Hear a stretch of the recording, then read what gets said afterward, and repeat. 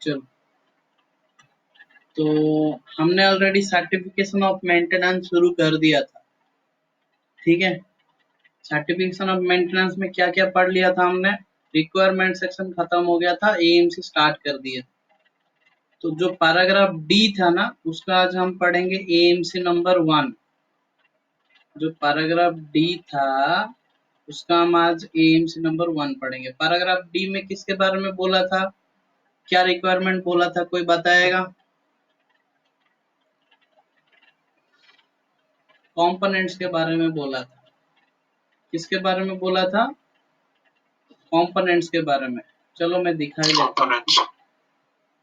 जब एयरक्राफ्ट के component aircraft में फिट नहीं है, ये रहा पैराग्राफ डी 50 का, ये 50 है ना, 145 है सेक्शन ए, पॉइंट नंबर 50, इसका पैराग्राफ नंबर डी है, ये रहा डी, दिख रहा है?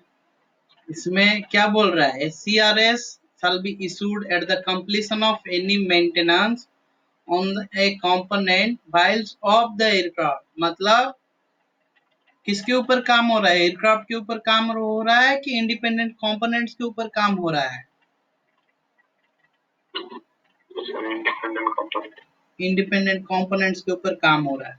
तो इनके ऊपर जब तुम मेंटेनेंस करते हो, काम करते हो, तो क्या इशू करते हो? आज CRS कंपोनेंट CRS इशू करते हो। और कंपोनेंट CRS का फॉर्म कौन सा है?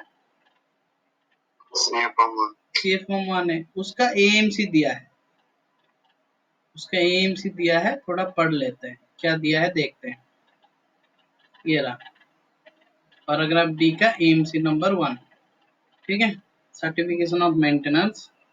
The purpose of the CRS, certificate of release, assemblies, items, components, parts after maintenance and to release maintenance were carried out on such items under approval of DGCA and to allow items removed from one aircraft component to be fitted to another aircraft component। देखो, दो reason है। एक का, एक पहली चीज तो ये जो असेंबली है, ये जो आइटम्स है, कंपोनेंट है, पार्ट्स है, इसके ऊपर हम क्या करते हैं?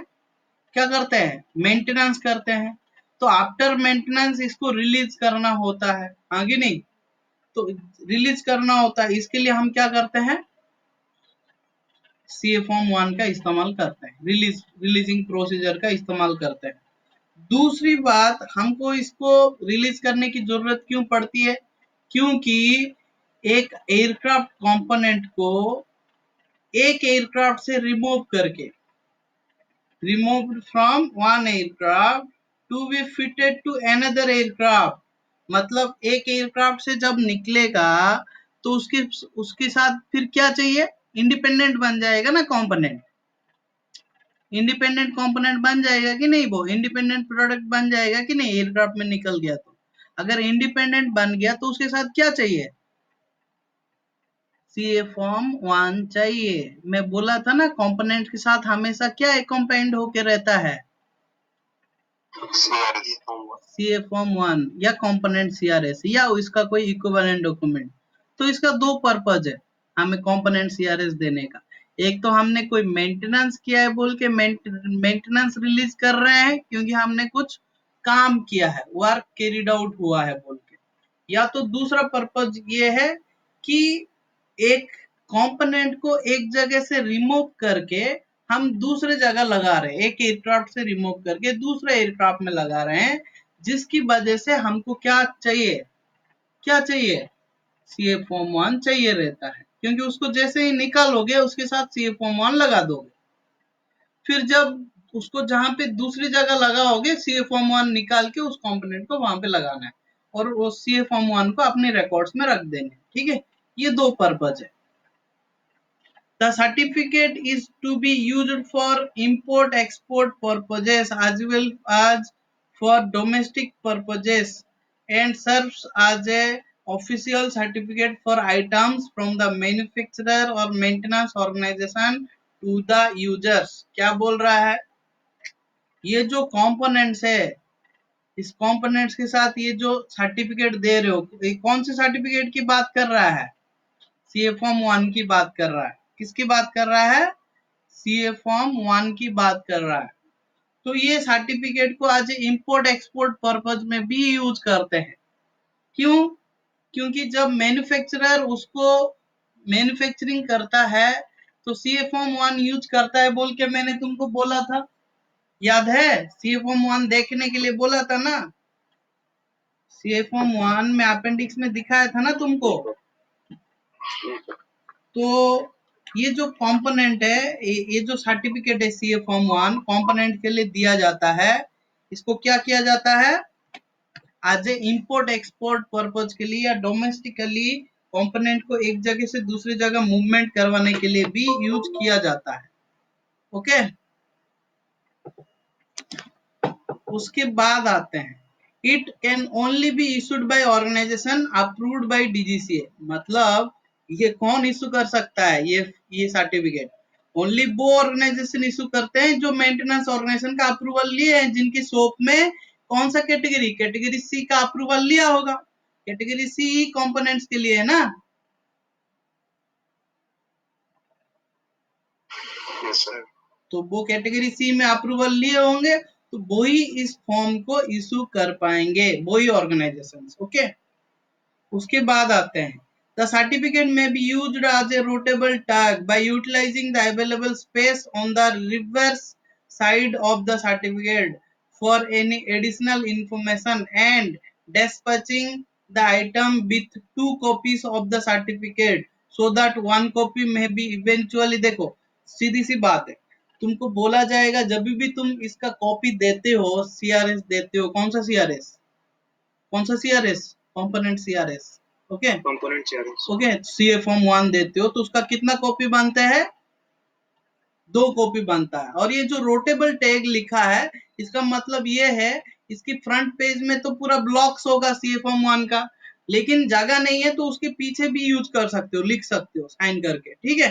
और इसका 2 कॉपी बनेगा, 1 कॉपी वो आइटम के साथ चले जाएगा, वो कंपोनेंट के साथ, दूसरा कॉपी मेंटेनेंस ऑर्गेनाइजेशन के पास रह जाएगा। Okay, under no circumstances may a certificate be issued for any item when it is known that item has a defect considered as seriously hazard the flight safety। अगर component में ऐसा कोई situation है, बहुत बड़ा डिफेक्ट है, बहुत बड़ा प्रॉब्लम है जो फ्लाइट सेफ्टी को हजार्ड करेगा, वो कंपोनेंट फंक्शन करने में दिक्कत होगा, तो उस केस में हम गलती से भी क्या इशू नहीं करेंगे?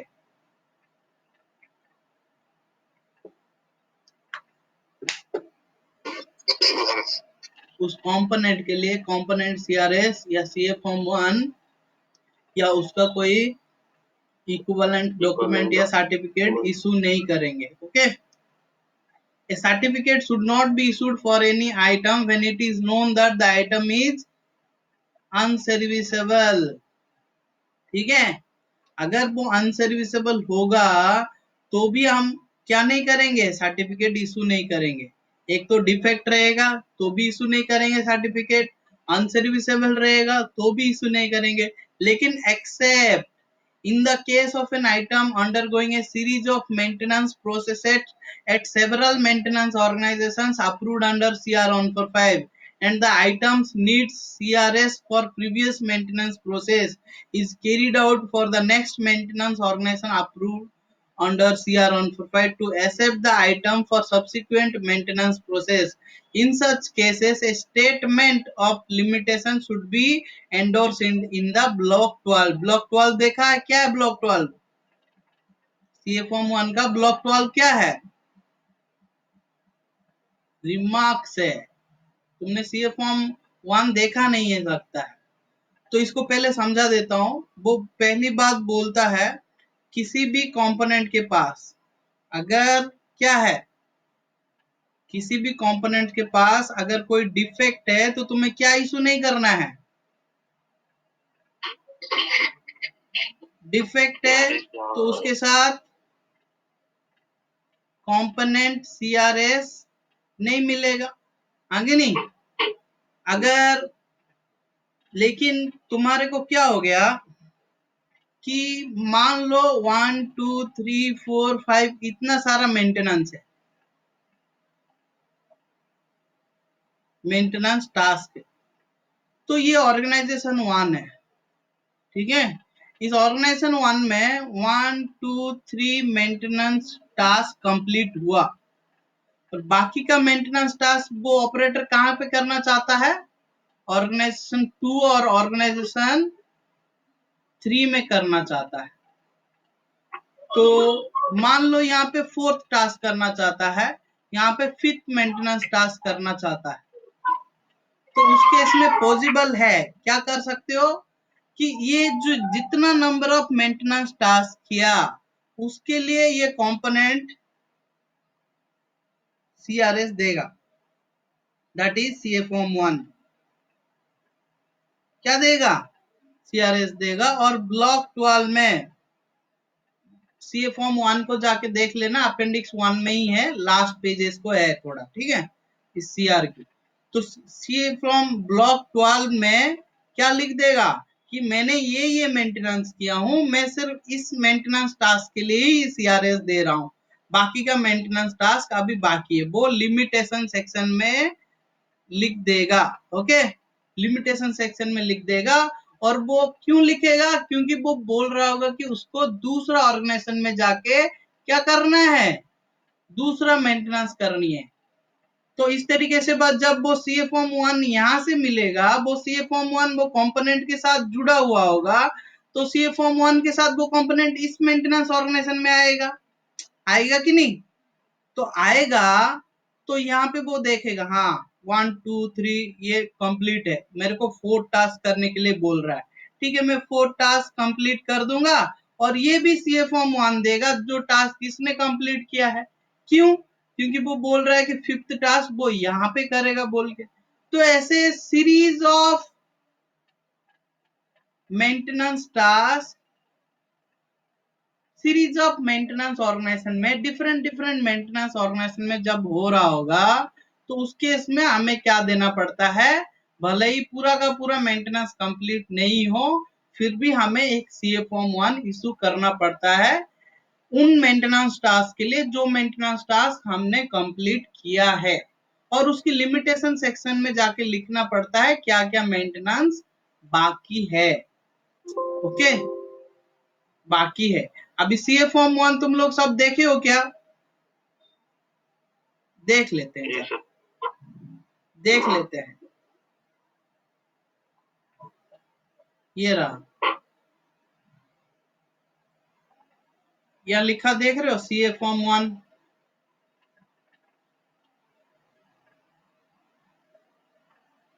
अपेंडिक्स 1 में, ये 108 नंबर पेज में जाना, इसमें ब्लॉक्स दिया है, देखो मैं सारे ब्लॉक्स को नहीं बता रहा हूँ, ब्लॉक नंबर 12 इंपोर्टेंट है।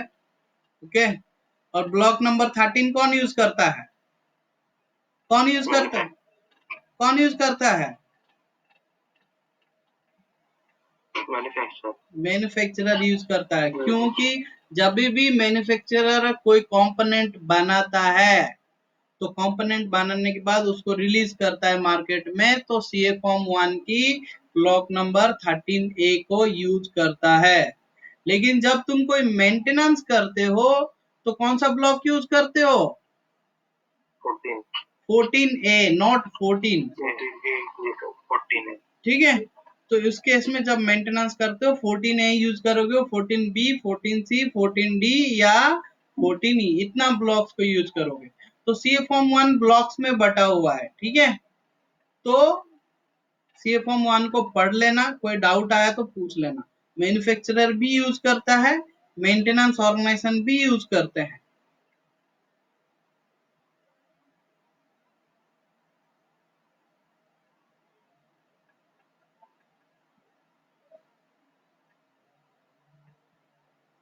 ओके, तो उसी 50D का ही AMC नंबर 2 दिया है, फिर से AMC दिया है, पता नहीं क्या AMC है ये। A component which has been maintained off the aircraft, देखो एयरक्राफ्ट के साथ में मेंटेन्ड नहीं है, मेंटेन्ड ऑफ द एयरक्राफ्ट मतलब एयरक्राफ्ट से निकाल के मेंटेन किया गया है, needs the issuance of a CRS for such maintenance and another CRS in regard to be installed properly on the aircraft when such actions acquire. देखो यहाँ पे दो सीआरएस की बात कर रहा है। कौन सा सीआरएस? पहला कंपोनेंट को तुमने एयरक्राफ्ट से निकाल के मेंटेनेंस कर रहे थे, तो जो सीआरएस दोगे वो कौन सा सीआरएस होगा बताओ? Component CRS. और दैट इज CFM1, हाँ कि नहीं? लेकिन उसको अगर एयरक्राफ्ट में जाके इंस्टॉल कर रहे हो तो तुमने किसके ऊपर काम किया?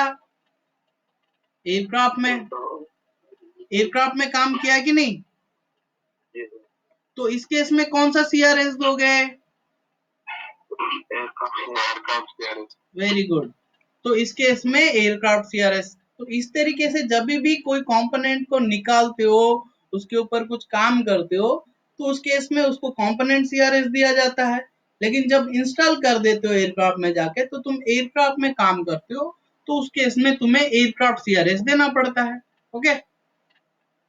When an organization maintains a component for use by the organization, a CFM1 may not be necessary depending upon the organization's internal release procedures defined in the maintenance organization exposition।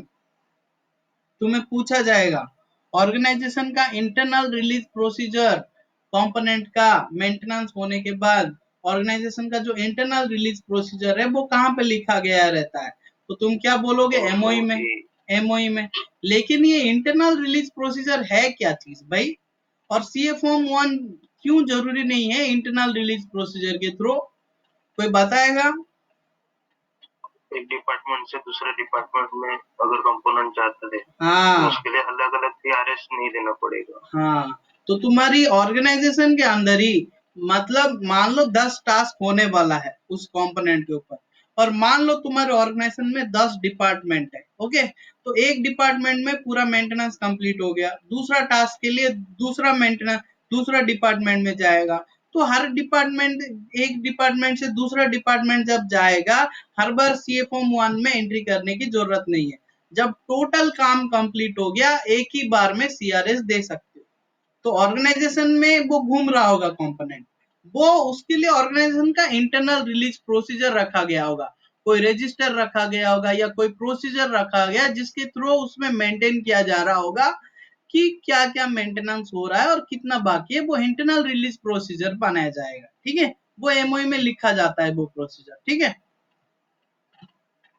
Point 2, in the case of issue of CFM1 for components in storage prior to CR145 and prior to CR21 become effective and not released on CFM1 or equivalent in accordance with 42A, or removed from a serviceable aircraft or aircraft which has been withdrawn from service, the following are applied। देखो ये बहुत बड़ा sentence बोल दिया, इसमें बहुत कुछ छुपा हुआ है। क्या बोल रहा है कि तुम्हारे पास CFM1 इशू करना है किस कंपोनेंट्स के लिए? उन कंपोनेंट्स के लिए जो कि तुम्हारी स्टोरेज में पड़े हैं प्रियर टू CR145। CR145 हमारे इंडिया में कब आया भाई? CR145 हमारे इंडिया में कब आया? लगभग 2005 में आया, और तभी भी उतना इफेक्टिव नहीं हुआ था। हर कोई CR145 का अप्रूवल नहीं लिए थे। तो CR145 आने से पहले भी जहाज थे ना, एयरक्राफ्ट थे ना, तो एयरक्राफ्ट कंपोनेंट्स भी थे ना, हाँ कि नहीं? उस कंपोनेंट को सर्टिफाई भी किया जाता था ना। लेकिन तभी CFM1 नहीं होगा उन कंपोनेंट्स के साथ। वो कंपोनेंट अभी भी तुम्हारी स्टोर में है, तो तुम उन कंपोनेंट को यूज नहीं कर सकते हो। क्यों? उनके साथ CFM1 नहीं होगा।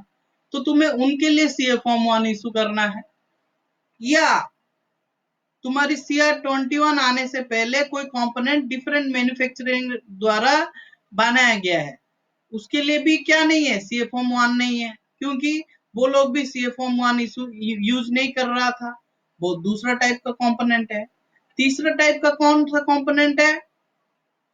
कोई सर्विसेबल एयरक्राफ्ट से निकाला गया है जिसके पास CFM1 है ही नहीं है।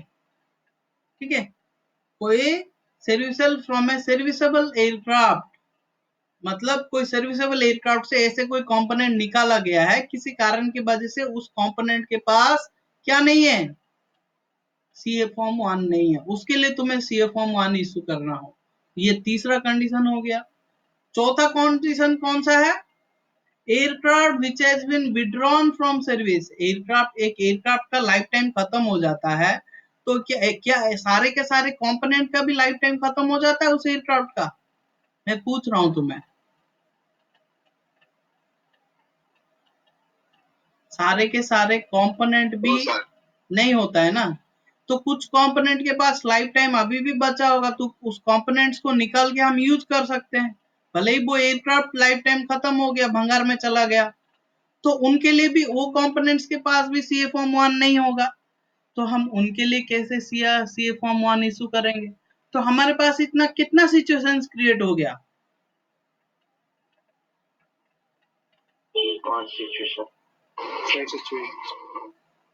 5 सिचुएशन मेंटेन हो गया, और वो पांचों का 500 सिचुएशन यहाँ पे दिया हुआ है 2.1 में। देखो, a CA Form 1 may be issued for an aircraft component which has been maintained before CR 145 become effective। CR 145 आने से पहले वो maintained होके है, या CR 21 आने से पहले वो मैन्युफैक्चरिंग होके है। तो ये दो सिचुएशन है जिन कंपोनेंट्स के पास सी फॉर्म 1 नहीं है, हमें इशू करना है, कर सकते हैं, उसके लिए प्रोसीजर है।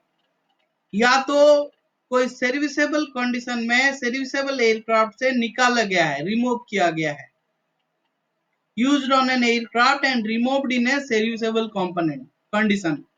मतलब सर्विसेबल एयरक्राफ्ट से सर्विसेबल कंडीशन में उस कंपोनेंट्स को रिमूव किया गया है, ठीक है, उसके लिए भी सीए फॉर्म 1 इशू कर सकते हैं, अगर नहीं है तो। दूसरी और चौथी बात क्या है, विड्रॉन फ्रॉम सर्विस। कोई एयरक्राफ्ट विड्रॉन फ्रॉम सर्विस है, उससे रिमूव किया गया है कोई कंपोनेंट को।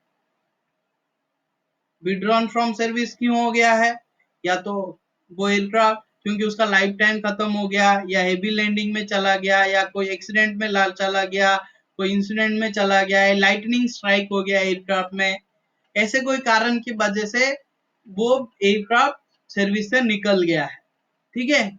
तो सर्विस से निकल गया है तो उसका सारे कंपोनेंट भी खराब हो जाए जरूरी नहीं है, उसका कंपोनेंट को रिमूव कर दियो तुम, लेकिन कंपोनेंट के पास सीए फॉर्म 1 नहीं है, उसके लिए सीए फॉर्म 1 इशू कर सकते हो, प्रोसीजर है।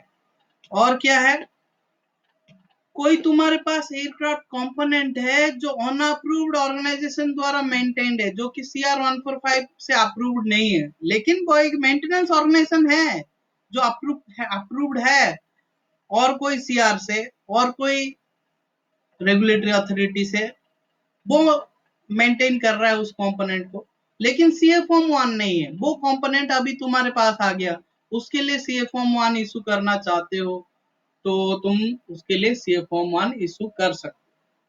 कैसे इशू करोगे वो हम आगे पढ़ेंगे, तो इसको पहले याद रखो। सबसे पहला नंबर क्या था कि सीआर 145 आने से पहले तुम्हारे पास ऐसा कोई कंपोनेंट है, या सीआर 21 आने से पहले तुम्हारे पास ऐसा कोई कंपोनेंट है, या तो सर्विसेबल कोई एयरक्राफ्ट से तुम्हारी रिमूव किया गया है कंपोनेंट जिसके पास सीए फॉर्म 1 नहीं है, या तो तुम्हारी कोई एयरक्राफ्ट विड्रॉन फ्रॉम सर्विस से उधर से रिमूव किया गया है कोई कंपोनेंट, उसके ऊपर सीए फॉर्म 1 नहीं है, बहुत सारी रीजंस के वजह से, या तो कोई कंपोनेंट है कोई सीआर 145 छोड़ के कोई दूसरा सीआर से क्या हो रहा है, अप्रूव्ड होके मेंटेन कर रहा था, अनअप्रूव्ड मेंटेनेंस ऑर्गेनाइजेशन बोल दिया यहाँ पे, उससे मेंटेन हो रहा था, वो कंपोनेंट तुम्हारे हाथ लगा है, तो उसका केस है सीए फॉर्म 1 इशू करोगे या कंपोनेंट सीआरएस इशू करोगे।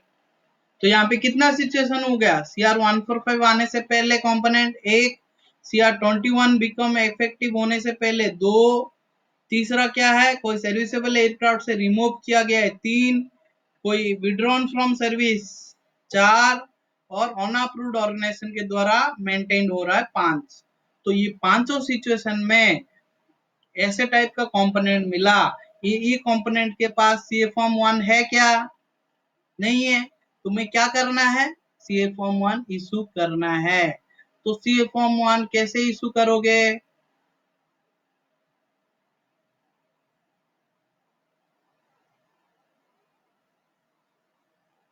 ठीक है, तो कैसे इशू करोगे वो सारा प्रोसीजर यहाँ पे डिटेल में दिया गया है, वो एक्सपोजिशन में लिखा गया है और डीजीसीए से अप्रूव भी किया गया है।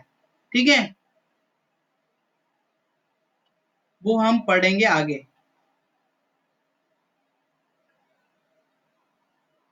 सीए फॉर्म 2.4 में आ जाओ। CA Form 1 issued in accordance with this paragraph 2 should be issued by signing the block 14B stating inspected or tested in block 11. In addition, block 12 should specify। क्या बोल रहा है? तुम्हें देखो, मैं ये जो तुम्हें पढ़ा रहा हूं ना, ये पढ़ने के लिए तुम्हें सबसे पहले ये जो CA Form 1 को अच्छी तरीके से समझना पड़ेगा। मैं कुछ चीजें पूछ रहा हूँ, वो चीजें बताओ। सी फॉर्म का ब्लॉक नंबर 12 क्या है? रिमार्क्स है। मतलब उस कंपोनेंट के बारे में जो भी रिमार्क्स है वो इस ब्लॉक में स्पेसिफाई किया जाना चाहिए, आगे नहीं। और ब्लॉक 14 बी क्या है, कौन यूज करता है? ऑर्गेनाइजेशन एएमओ यूज करते हैं, हाँ कि नहीं, जिसमें मेंटेनेंस ऑर्गेनाइजेशन वाले साइन करते हैं। और 14A कौन यूज करता है? ऑर्गेनाइजेशन। कौन सा ऑर्गेनाइजेशन? एएमओ ही यूज करता है। ठीक है, तो एएमओ ही यूज करता है, तो 14B में साइन करेगा। और ब्लॉक 11 में क्या करेगा? इंस्पेक्टेड और टेस्टेड जो भी करेगा वो लिखेगा। और ब्लॉक 12 में रिमार्क्स लिखेगा। क्या लिखेगा? When the last maintenance was carried out and by whom। If the component is unused, मतलब वो नया कंपोनेंट है, तो वो component when the component was manufactured, और किसने मैन्युफैक्चरिंग किया था। और क्या देखेगा? A list of airworthiness directive, a repairs, modifications, ये सब हुआ है क्या? इसके ऊपर कोई एयरवर्नेस डायरेक्टिव आया था क्या? वो चीजें देखना है। आया था, इम्प्लीमेंट हुआ कि नहीं, नहीं हुआ तो करना है, इनकॉर्पोरेट करना है। Details of life used for the Sheriff's Life Limited parts being any combination of fatigue, overall और storage life। देखना है कि वो कंपोनेंट का कितना लाइफ टाइम है, कितना लाइफ टाइम बचा है, कितना हो गया है, उसमें कोई क्रैक है, फटीग है, ओवरऑल चाहिए था क्या, ओवरऑल हुआ है क्या, स्टोरेज लाइफ कितना बाकी है, कितना था, ये सारी चीजें देखना है। मतलब तुम यहाँ पे क्या क्या चीजें देख रहे हो? कब मेंटेनेंस किया गया था, क्या क्या क्या मेंटेनेंस बाकी है, कौन मैन्युफैक्चरिंग किया है, कब मैन्युफैक्चरिंग किया था, उस कंपोनेंट के ऊपर कोई एयरवर्नेस डायरेक्टिव मैंडेटरी मॉडिफिकेशंस आया था क्या? एयरवर्नेस डायरेक्टिव समझते हो ना, मैंडेटरी मॉडिफिकेशंस, मैंडेटरी मेंटेनेंस आता रहता है डीजीसीए से, डिफरेंट डिफरेंट रेगुलेटरी अथॉरिटी से आता रहता है, स्टेट ऑफ डिजाइनर से। तो उसको इम्प्लीमेंट करना कंपलसरी होता है। उसको इम्प्लीमेंट नहीं किया गया तो कंपोनेंट को अनसर्विसेबल माना जाता है। ठीक है, वो हुआ है कि नहीं देखना। और लास्ट को देखना उसका लाइफ टाइम बचा है क्या। और उसके बाद देखना for aircraft component having its own maintenance history record. Maintenance, अगर वो नया कंपोनेंट नहीं होगा तो उसका मेंटेनेंस हिस्ट्री रिकॉर्ड देखेंगे तो हमें पता चल जाएगा कि नहीं, उसके लिए कितना मेंटेनेंस किया गया है क्या, और क्या मेंटेनेंस बाकी है क्या, ये सारी चीजें पता चल जाएगा। ओके, तो अभी से एक एक कंपोनेंट के बारे में दे दिया। सबसे पहले किस कंपोनेंट को हम सीए फॉर्म 1 इशू करेंगे? न्यू और अनयूज्ड एयरक्राफ्ट कंपोनेंट। न्यू और unused aircraft component, any unused aircraft component in a storage without CO form 1 up to effective of CR 21, that was manufactured by an organization acceptable to DGC. At that time may be issued a CA Form 1 by an appropriately maintenance organization approved under CR 145. The CA Form 1 should be issued in accordance with the following subparagraph, which should be included in the procedure within the maintenance organization exposition. देखो ये जो चीजें हम देखे ना, ये जो चीजें हम देखे यहाँ पे, ये 2.4 में क्या क्या चीजें देखे, कब मेंटेनेंस हुआ था, वो कंपोनेंट अनयूज्ड है तो कौन मैन्युफैक्चरिंग किया था, उसके ऊपर कोई एयरवर्नेस डायरेक्टिव आया था क्या, इम्प्लीमेंट हुआ है क्या, नहीं हुआ है तो करना है, अगर सीए फॉर्म 1 इशू करना है तो उसका लाइफ कितना बाकी हुआ है, मेंटेनेंस हिस्ट्री क्या है, ये सारी चीजें देखना है सीए फॉर्म 1 इशू करने से पहले। लेकिन यहाँ पे तुमको सिचुएशन दे दिया, पहला सिचुएशन दे दिया, क्या सिचुएशन दिया है कि तुम्हारे पास कोई ऐसा कंपोनेंट है जो CR21 आने से पहले तुम्हारे पास स्टोरेज में है, तो उसके पास सीए फॉर्म 1 होगा, होगा क्या पूछ रहा हूँ? नहीं सर, नहीं होगा। तो उसके लिए तुम अगर सीए फॉर्म 1 इशू करना चाहते हो तो सीए फॉर्म 1 कौन इशू कर सकता है?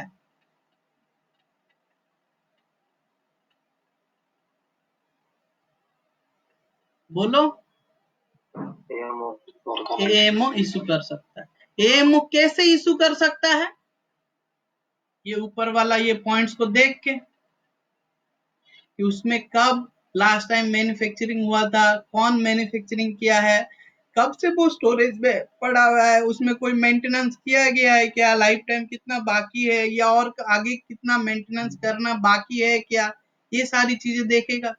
तो हम यहाँ पे देखते हैं note 1, it should be understood that release of a stored but unused aircraft component is in accordance with the paragraph represents a maintenance release under CR 145। इसके लिए CR 145 ये जो कंपोनेंट है CR 21 इफेक्टिव होने से पहले जो स्टोरेज में था, इसके लिए अभी मेंटेनेंस रिलीज हो रहा है, मैन्युफैक्चरिंग रिलीज नहीं हो रहा है, ये बात तुम्हें याद रखना है। ये बात ये नोट में बोल रहा है कि तुम्हारी जो ये कंपोनेंट है इसको कौन सा रिलीज किया जा रहा है, कौन रिलीज कर रहा है, मेंटेनेंस ऑर्गेनाइजेशन रिलीज कर रहा है कि मैन्युफैक्चरिंग ऑर्गेनाइजेशन रिलीज कर रहा है?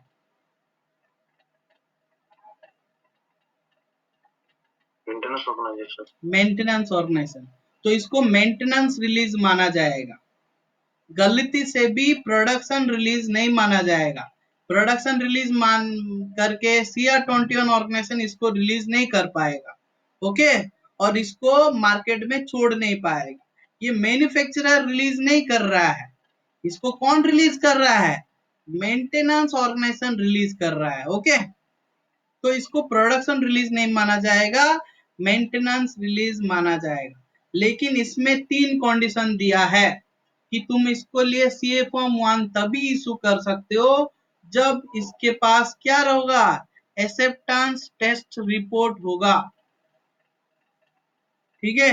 दूसरा क्या होगा, the aircraft component should be inspected for compliance with the manufacturer instructions and limitations for storage and condition including requirement for limited storage life, inhibitors, controlled climate, special storage containers। देखो वो component किस, कौन सा component है, CR21 आने से पहले manufacturing हुआ था ना, तो सबसे पहली चीज क्या चाहिए, एक्सेप्टेंस टेस्ट रिपोर्ट या वैसे कोई स्टेटमेंट चाहिए, ये पहला चीज चाहिए, ठीक है। दूसरा चीज वो कंपोनेंट्स के पास क्या होना चाहिए, मैन्युफैक्चरर का इंस्ट्रक्शंस होना चाहिए, जो पहले कोई CR21 से आने से पहले मैन्युफैक्चरिंग हुआ है, इसका मतलब कोई ना कोई मैन्युफैक्चरर मैन्युफैक्चरिंग किया है ना, किया है कि नहीं? तो मैन्युफैक्चरिंग किया है तो हमने उस कंपोनेंट को सही कंडीशन में रखा है क्या, हमने उस कंपोनेंट की स्टोरेज कंडीशंस को फुलफिल करके सही तरीके से मेंटेन करके रखा है क्या, स्टोरेज कंडीशन में कंट्रोल में रखा है क्या, ठीक है, अगर वो गुड कंडीशन में है, कोई डैमेज, कोरोजन वगैरह, लीकेज ऐसे कुछ नहीं है, वो कंपोनेंट किस टाइप का डिपेंड करता है। ओके, तो वो ऐसे कुछ नहीं है तो वो सीए फॉर्म 1 देने लायक है। और सबसे लास्ट बात और बहुत इंपॉर्टेंट है, उसका लाइफ अभी बचा हुआ रहना चाहिए। स्टोरेज में तो तुम रखे थे, लेकिन storage life limited part should be established. उसका स्टोरेज लाइफ अभी भी बचा है, उसका उसका एयरक्राफ्ट में यूज करने के लिए लाइफ बचा हुआ है अभी, तो उसके लिए इशू करोगे सीए फॉर्म 1। अगर उसका लाइफ है ही नहीं तो तुम उसको यूज कर पाओगे? हर चीज का एक एक्सपायरी डेट होता है कि नहीं भाई?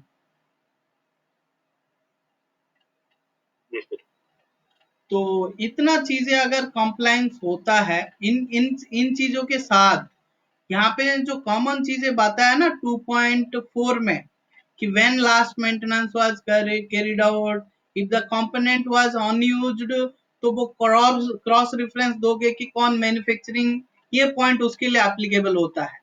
बिफोर CR21 आने से पहले अगर वो कंपोनेंट मैन्युफैक्चरिंग हुआ है, और उसके साथ एक्सेप्टेंस टेस्ट रिपोर्ट होना चाहिए, एक्सेप्टेंस टेस्ट रिपोर्ट, और क्या होना चाहिए, मैन्युफैक्चरर का इंस्ट्रक्शंस फॉलो करके वो सही तरीके से स्टोरेज कंडीशन में रहा होगा, स्टोरेज लाइफ बचा होगा, तो फिर उसके लिए सीए फॉर्म 1 देने की सोचा जाएगा।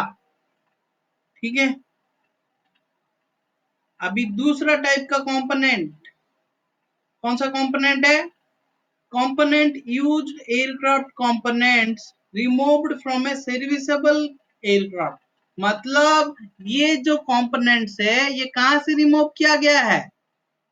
सर्विसेबल एयरक्राफ्ट से रिमूव किया गया है। यूज्ड कंपोनेंट्स है, ये कोई नया कंपोनेंट नहीं है, ये खाली रिमूव किया गया है। बस इसके पास क्या नहीं है? सीए फॉर्म 1 नहीं है। तो serviceable aircraft components removed from A DGCA registered aircraft, एक डीजीसीए रजिस्टर्ड एयरक्राफ्ट से ये सर्विसेबल एयरक्राफ्ट कंपोनेंट्स निकाला गया है, तो उनके लिए तुम्हें सीए फॉर्म 1 इशू करना है, इशू ऑफ सीए फॉर्म 1। तो बड़ी आसान है, क्योंकि ये तो सर्विसेबल एयरक्राफ्ट से निकाला गया है। इसमें तुम्हें कुछ बोला नहीं है कि CR145 आने से पहले या CR145 आने के बाद, ऐसे कुछ नहीं बोला गया। बस इतना बोला गया कि डीजीसीए रजिस्टर्ड एयरक्राफ्ट से ये कंपोनेंट्स को रिमूव किया गया है और इनके पास सीए फॉर्म 1 नहीं है, लेकिन सर्विसेबल एयरक्राफ्ट कंपोनेंट्स है। इनके लिए तुम्हें सिर्फ क्या इशू करना है? सीए फॉर्म 1 इशू करना है। देखो ये टॉपिक थोड़ा बोरिंग लग रहा होगा तुम लोगों को, लेकिन जानना बहुत जरूरी है कि ऐसे बहुत सारी कंपोनेंट CR145 आने से पहले या आने के बाद भी हमारे पास रह जाते हैं, जिनके लिए सीए फॉर्म 1 नहीं होता है। तो हमें उनके लिए क्या इशू करना है? CA form 1। तो ये जो कंपोनेंट दूसरा 2.6 में पढ़ रहे हैं, ये वो कंपोनेंट्स है जो सर्विसेबल एयरक्राफ्ट से रिमूव किया गया है, जिनके लिए क्या नहीं है? सीए फॉर्म 1 है नहीं, तो हमें इशू करना है, सीधी सी बात। तो जो ऑर्गेनाइजेशन इशू कर रहा है, वो organization should ensure that component was removed from a aircraft by an appropriately qualified person। ये बात इंश्योर करेगा कि सही पर्सन ने इस कंपोनेंट को वो सर्विसेबल एयरक्राफ्ट से रिमूव किया गया है। The aircraft component may only deemed serviceable if the last flight operation with the component fitted revealed no faults on that component or related system। वो component को तभी serviceable माना जाएगा, तभी सीए फॉर्म 1 इशू करने के लायक माना जाएगा, अगर वो लास्ट फ्लाइट जो हुआ था उस कंपोनेंट के साथ, वो कंपोनेंट वो एयरक्राफ्ट के साथ फिट होके जो लास्ट फ्लाइट हुआ था, वो इंफॉर्मेशन निकालो सेफली फ्लाई हुआ था क्या? सेफली फ्लाई हुआ था क्या? अगर सेफली फ्लाई हुआ था तो वो कंपोनेंट सर्विसेबल माना जाएगा। ठीक है, the aircraft component should be inspected for satisfactory condition including particular damage, corrosion, leakage, ये सारी चीजें चेक किया जाएगा मैन्युफैक्चरर का मेंटेनेंस डाटा के अनुसार। ठीक है, उसके बाद और क्या है? Aircraft records should be researched for any unusual events that could affect the serviceability of the component। वो एयरक्राफ्ट के रिकॉर्ड्स को भी चेक करो कि कभी हेवी लैंडिंग हुआ था क्या, कभी लाइटनिंग से गुजरा था क्या वो एयरक्राफ्ट कभी एक्सीडेंट इंसिडेंट में इन्वॉल्व हुआ था क्या, जो कंडीशन इस कंपोनेंट की सर्विसेबिलिटी के ऊपर इफेक्ट करता हो, ऐसा कोई सिचुएशन नहीं होना चाहिए। ओके, तो इतने सारी चीजें हैं। और क्या है, उसका मेंटेनेंस हिस्ट्री रिकॉर्ड चेक करो, उसका modification and repair status check करो, मॉडिफिकेशन एंड रिपेयर स्टेटस, उसका लाइफ टाइम चेक करो, फ्लाइट साइकिल, आवर्स या लैंडिंग जिसमें भी हो सके उसका लाइफ टाइम चेक करो। लाइफ लिमिटेड पार्ट्स उसमें है, कोई लाइफ लिमिटेड पार्ट्स का टाइम चला गया है या उसको ओवरऑल करने की जरूरत पड़ रहा है तो करो, ठीक है। कोई एयरवर्नेस डायरेक्टिव आया है, इम्प्लीमेंट करना है तो करो, कर दिया है तो अच्छी बात है। अगर इतना सारी चीजें हो जाता है तो तुम सीए फॉर्म 1 में भी इशू, किस कंपोनेंट्स के लिए, किस कंपोनेंट्स के लिए, जो कंपोनेंट सर्विसेबल, हाँ हाँ, जो कंपोनेंट सर्विसेबल एयरक्राफ्ट से निकाला गया है। तो ये दूसरा टाइप का कंपोनेंट था। तो ऐसे और भी बहुत सारा टाइप का कंपोनेंट है। कहां से, serviceable aircraft components removed from non Indian registered aircraft. अभी किसके बारे में पढ़ रहे थे, serviceable aircraft component removed from Indian registered aircraft component, Indian registered aircraft के बारे में पढ़ रहे थे। लेकिन अभी वो दूसरा सिचुएशन दे दिया, क्या दे दिया, serviceable aircraft components removed from non-Indian registered aircraft। Okay, तो सेम प्रोसीजर इसके लिए भी एप्लीकेबल होता है, ठीक है। उसके बाद आते हैं used aircraft components removed from an aircraft withdrawn from service. वो एयरक्राफ्ट अभी रहा नहीं है लेकिन उस एयरक्राफ्ट से निकाला गया है क्या, वो कंपोनेंट, और उसके लिए तुम्हें क्या इशू करना है, सीए फॉर्म 1 इशू करना है। तो ये पैराग्राफ ए में जो लिखा गया है वो फुलफिल करना है। क्या लिखा गया है, aircraft withdrawn from service are sometimes dismantle for spares. मतलब जो एयरक्राफ्ट पूरा नहीं हो जाते हैं, लाइफ टाइम खत्म हो जाता है, उसमें से हम क्या करते हैं, कुछ कंपोनेंट्स निकाल लेते हैं। तो उस कंपोनेंट्स के लिए हमें क्या करना पड़ेगा, सीए फॉर्म 1 देना पड़ेगा, हाँ कि नहीं। तो उस केस में aircraft withdrawn from service are sometimes dismantled for spares. This is considered to be a maintenance activity. इसको क्या कंसिडर किया जाता है, मेंटेनेंस एक्टिविटी। तुमको ऐसे भी क्वेश्चन पूछा जा सकता है कि कोई एयरक्राफ्ट सर्विस से विड्रॉ हो गया है और उसमें से हम कुछ स्पेयर चाहिए बोल के हम जो स्पेयर्स उसमें से निकाल देते हैं, इसको एक मेंटेनेंस एक्टिविटी बोला जाता है क्या, बोला जाता है। हेलो, कोई एयरक्राफ्ट विड्रॉन फ्रॉम सर्विस हो गया है तो उसमें से हम कुछ स्पेयर्स या कंपोनेंट निकाल के हम यूज करने वाले हैं, तो जो कंपोनेंट निकालने का प्रोसेस को हम मेंटेनेंस एक्टिविटी मानेंगे क्या,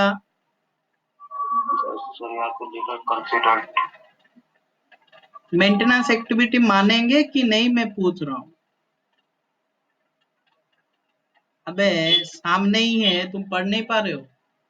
this is considered to be a maintenance activity, क्योंकि कोई एयरक्राफ्ट विड्रॉ फ्रॉम सर्विस हो गया है लेकिन जरूरी नहीं है ना सारे के सारे कंपोनेंट्स भी खराब हो जाए। हम कुछ कंपोनेंट जब निकालेंगे तो हम उस प्रोसेस को क्या बोलेंगे, उस एक्टिविटी को क्या बोलेंगे, मेंटेनेंस एक्टिविटी बोलेंगे। और वो maintenance activity should be done under control of maintenance organization, ठीक है। और कौन सा मेंटेनेंस ऑर्गेनाइजेशन, सीआर 1, और वो प्रोसीजर्स भी डीजीसी अप्रूव किया होगा, ठीक है। तो इस टाइप का component to be eligible for installation component removed from such aircraft may be issued as CA Form 1 by appropriately rated organization following satisfactory assessment करके, हाँ कि नहीं। उस कंपोनेंट्स के ऊपर कितना मेंटेनेंस हुआ है, कितना मेंटेनेंस बाकी है, क्या क्या एयरवर्नेस डायरेक्टिव आया है, इम्प्लीमेंट हुआ है क्या, नहीं हुआ है तो करना है, उसका लाइफ टाइम हुआ है क्या, लाइफ टाइम कितना बाकी है, वो सारी चीजें हम अगर छानबीन कर लेंगे तो उसके लिए सीए फॉर्म 1 इशू कर पाएंगे कि नहीं? ठीक है, तो उसके बाद किस में आएंगे? तो ऐसे ये कंपोनेंट्स के बारे में तुम खुद पढ़ना, ठीक है, इस कंपोनेंट्स के बारे में तुम खुद पढ़ना कि कौन सा कंपोनेंट्स को किस केस में निकाला गया होगा। तो लास्ट वाला सिचुएशन में छोड़ा हूं, ठीक है। उसके बाद आते हैं 50E में।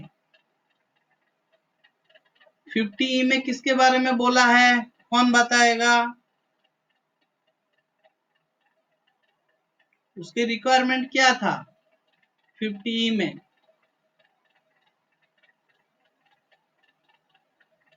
चलो इसको थोड़ा पीछे जाते हैं, तुम बता नहीं पा रहे हो।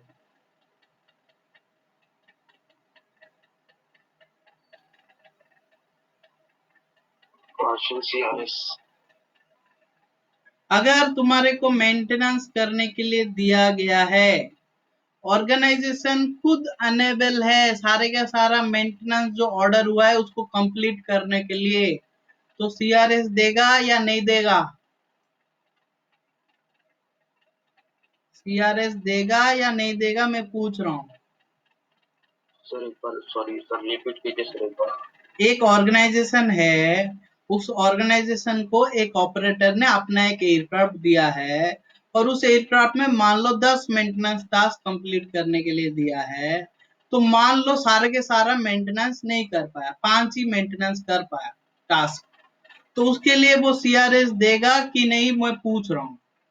सर सीआरएस देगा, लेकिन विद लिमिटेड क्या बोलते हैं, लिमिटेशन। विथ लिमिटेशंस, ये पैराग्राफ नंबर ई में बोला था, ई में बोला था कि नहीं?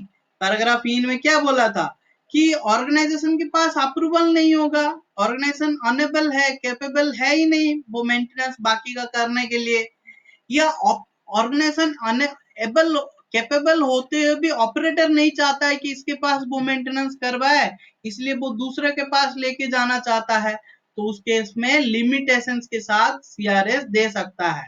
CRS for those maintenance which are completed by that maintenance organizations, okay, जितना मेंटेनेंस कर दिया है उसके लिए सीआरएस देगा, और लिमिटेशन सेक्शन में जाके लिख देगा कि ये मेंटेनेंस बाकी है। इसका हम क्या पढ़ेंगे? एएमसी, ओके, इसके बारे में हम एएमसी पढ़ेंगे। Being unable to establish full compliance with subparagraph 50A means the maintenance required by the aircraft operator could not be completed due either to running out of the aircraft maintenance downtime for the scheduled check or by virtue of the condition of the aircraft requiring additional maintenance downtime। क्या मतलब है इसका, कोई मुझे समझाएगा? Down time मतलब कोई कुछ idea?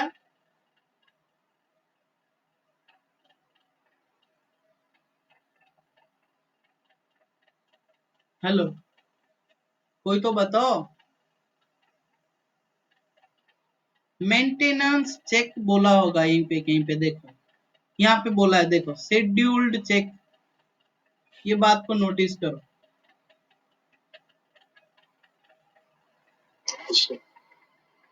तो यहाँ पे मेंटेनेंस ऑर्गेनाइजेशन क्या कर रहा है, कोई कारण की वजह से वो शेड्यूल चेक कर नहीं पा रहा है, तो जो जो मेंटेनेंस किया है उसके लिए सीआरएस देगा।